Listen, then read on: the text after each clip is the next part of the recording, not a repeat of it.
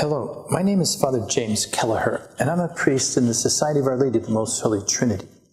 I'm the founder and director of Eucharistic Family Rosary Crusade, and I do crusades all over the United States, England, Ireland, and even in Central America.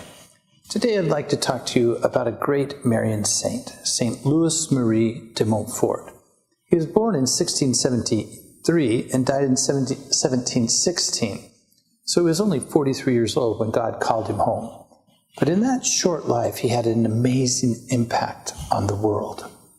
And so I'd like to delve into that a little bit. When he was about 14, he started studying at the Jesuit school in his part of France. And then at the age of 20, he was sent to Paris to study at the famous Saint-Sulpice seminary. While he was there, he got very sick, but sort of somewhat miraculously, he survived his illness. And they assigned him to be the librarian at the seminary as he continued his seminary studies. This was a great gift and grace for him. Why? Because he had access to some of the best theologians, both Christological theologians and Marian theologians of his time. And so he really became an expert, and especially in Marian theology.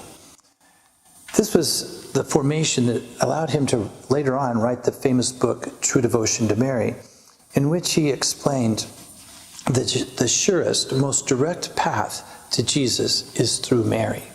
And when we consecrate ourselves to Jesus through Mary's powerful intercession, we are conformed to Jesus Christ. We're united with him. We're consecrated to him. This powerful consecration has these kinds of effects on your spiritual life. Before you're consecrated to Jesus through Mary, when you do a good work, you earn X amount of merit and you receive X amount of grace. But when you make this total consecration to Jesus through Mary, you give your whole life, your past, your present, your future. You give your mind, your body, your soul to Jesus through Mary.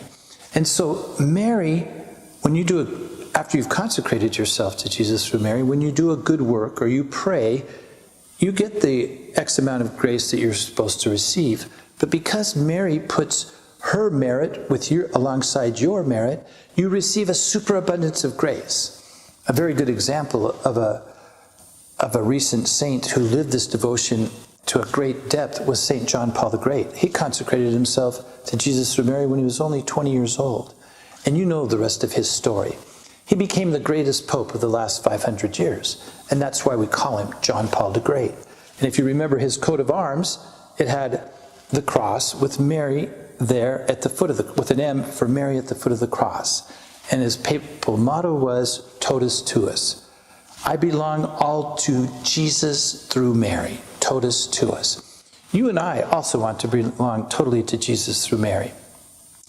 Now, as we go a little bit deeper into de Montfort's life, after he was ordained, he had this burning passion to be a missionary. He wanted to go to North America, to Canada, to win souls for Jesus Christ. But for various reasons, that didn't work out. And so eventually he found his way to Rome, where he met Pope Clement XI. And he asked the Pope, what should I do? I have this burning passion to evangelize. I have this great love for Mary. And the Pope, recognizing the gifts given to him by the Holy Spirit, said, I am appointing you an apostolic missionary to France. You have my permission to go all over France to preach the gospel, to bring the lost to Jesus Christ, to strengthen those who have faith to a deeper faith. And so that's what he did in his short lifetime.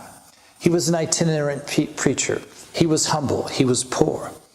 And he had vision, for during his lifetime he formed the priestly order of the Company of Mary, which lived this Marian Trinitarian spirituality that I've just described. He also formed the Daughters of Wisdom, which was a branch of women who were teachers and who took care of the poor. And as I mentioned, he wrote this famous book called True Devotion to Mary, and another book called The Secrets of the Rosary. If you'd like to learn to pray the Rosary better and to have more inspiration as you pray, pick up that book, Secret of the Rosaries, and just thumb through it and read the various sections. You will walk away very inspired, very renewed. And if you haven't consecrated yourself to Jesus through Mary yet, pick up the book True Devotion to Mary. Because in that book, you will learn not only about Mary, but you will learn new things about Jesus and not only about Jesus, but also about the Father and the Holy Spirit. One thing that stands out about St. Louis was he was totally surrendered to Jesus through Mary, so he made a gift of his life to God. And he was so passionate in his preaching that it ruffled some people's feathers, and at one point they attempted to poison him.